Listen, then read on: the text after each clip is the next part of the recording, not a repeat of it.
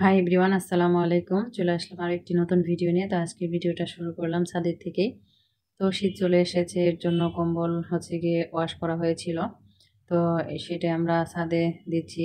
তো আর সাথে গিয়ে কিছু মশলা ভাঙাবো, সেগুলো ধুয়ে পরিষ্কার করে নিয়েছি। তো ধুয়ে পরিষ্কার করে এক এক ছাঁকনিতে রাখা হয়েছে পানি ছড়ানোর জন্য।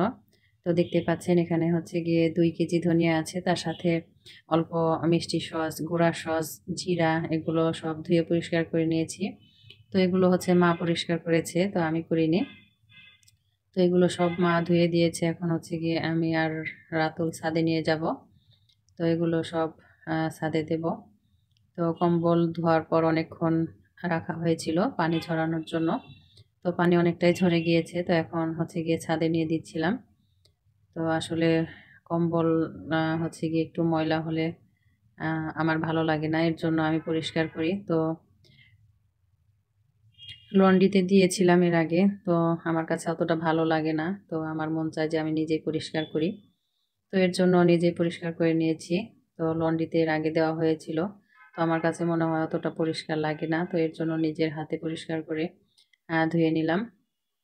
তো শীত চলে এসেছে, তো এখন তো কম্বল লাগবে, তো এর জন্য ধুয়ে পরিষ্কার করে নিলাম। তো যাই হোক, এখন গিয়ে এটাকে রোদে দেব শুকানোর জন্য।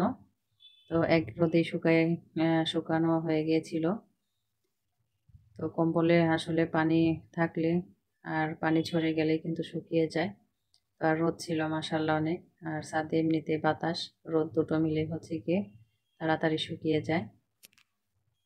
তো যাই হোক, এটা কম্বল শুকিয়ে দেওয়ার পর গিয়ে ধনিয়া এগুলো আমি নেড়ে দেব। তো এগুলো গিয়ে পাটির উপরে আমি পরিষ্কার ওড়না দিয়ে এগুলো শুকিয়ে শুকিয়ে থাকি এভাবে।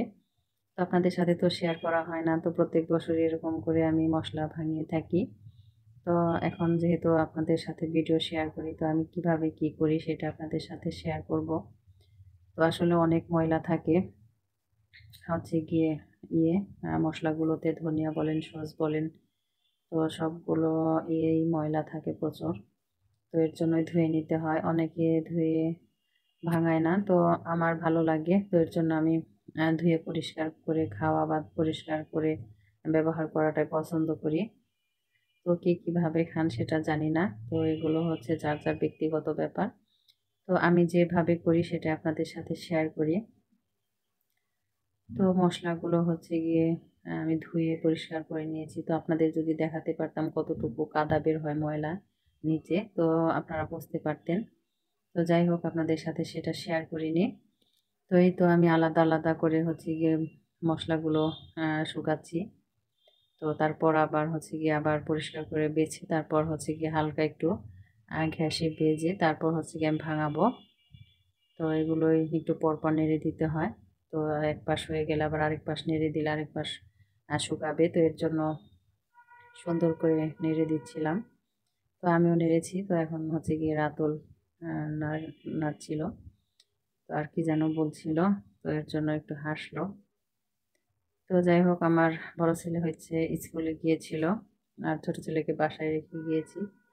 তো আমি বাচ্চাদেরকে আমি ছাদে নিয়ে যাই। তো যখন নিয়ে যাই তখন আমি সাথে থাকি।